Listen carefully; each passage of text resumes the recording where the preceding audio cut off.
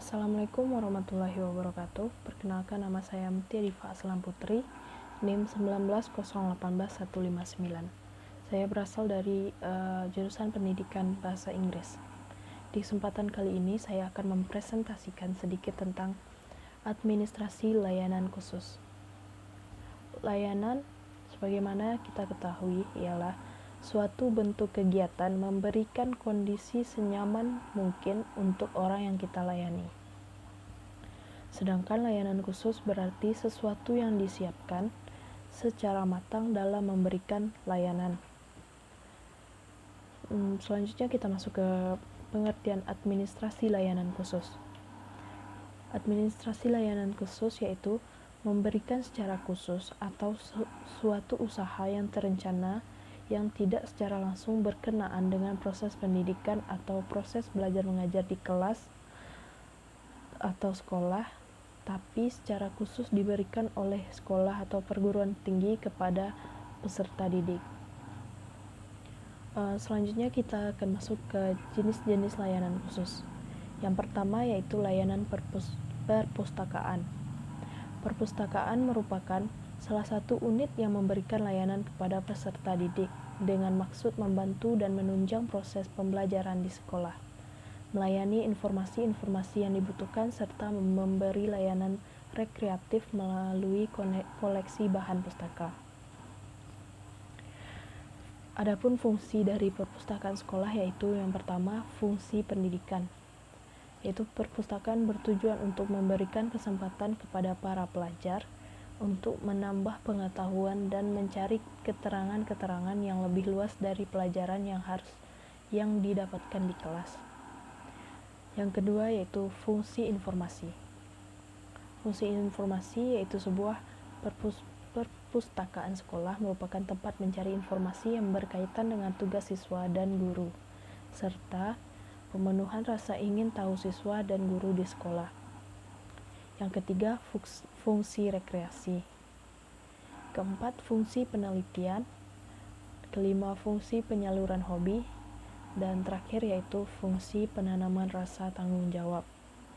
Melalui perpustakaan sekolah, para pelajar dapat dididik agar menjadi warga negara yang bertanggung jawab.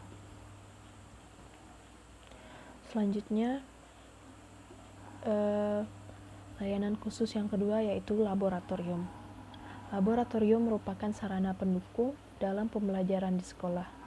Secara sederhana, laboratorium dapat diartikan sebagai suatu tempat di mana dosen, mahasiswa, guru, siswa, dan orang lain melaksanakan kegiatan kerja ilmiah seperti praktikum, observasi, penelitian, demokrasi, dan pembuatan model-model dalam rangka kegiatan belajar mengajar. Selanjutnya kita masuk kepada jenis-jenis laboratorium. Yang pertama, menurut bidang studi, misalnya laboratorium kimia, fisika, PMP, dan lain sebagainya. Yang kedua, menurut kelompok bidang studi, misalnya labor IPS dan labor IPA. Dan yang terakhir yaitu menurut bidang ilmu teknik labor. Laboratorium digunakan sebagai workshop atau bengkel kerja. Selanjutnya, kita masuk kepada perencanaan penggunaan labor. Perencanaan yang pertama yaitu jenis labor yang digunakan. Yang kedua, pihak yang akan menggunakan. Yang ketiga, waktu yang tersedia. Keempat, peralatan yang akan diperlukan. Kelima, jenis bidang studi. Dan terakhir, topik yang akan dipraktikumkan.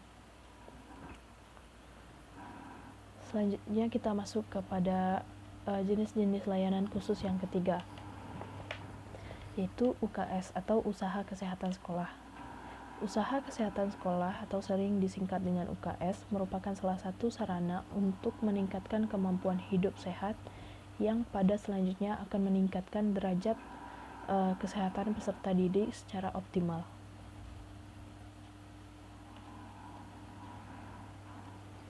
Selanjutnya kita masuk kepada tujuan usaha kesehatan sekolah.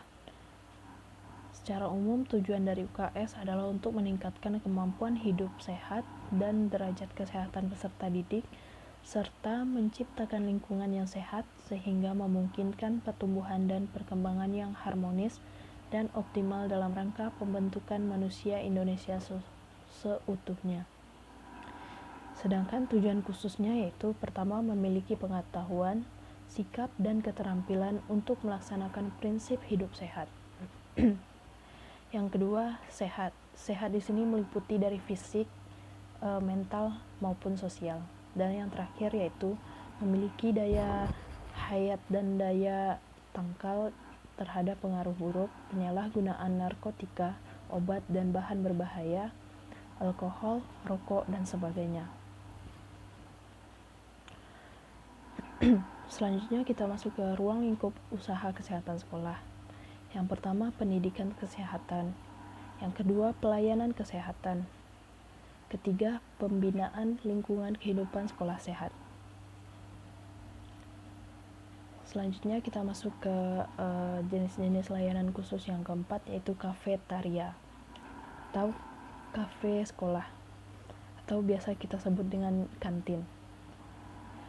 Kafetaria atau kantin sekolah pada awalnya didirikan bukan hanya mempertimbangkan unsur bisnis semata, tetapi lebih daripada itu.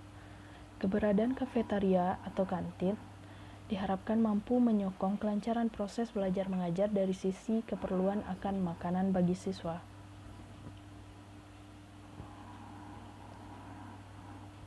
Selanjutnya, yang kelima yaitu sarana ibadah. Di setiap sekolah, layanan sarana peribadahan sangatlah diperlukan. Layanan sarana peribadatan merupakan layanan yang diberikan sekolah dengan tujuan agar layanan tersebut bisa digunakan untuk beribadah, melaksanakan kegiatan keagamaan lainnya, serta bisa membentuk kerohanian bagi peserta didik, khususnya agar mampu menjadi manusia yang baik dan beriman. Keenam, asrama. Ketujuh, koperasi. Dan yang ke-8 yaitu layanan transportasi, dan terakhir toilet. Baiklah, mungkin hanya itu yang dapat saya sampaikan tentang administrasi layanan khusus. Saya minta maaf jika ada kesalahan. Saya sudahi dengan Assalamualaikum warahmatullahi wabarakatuh.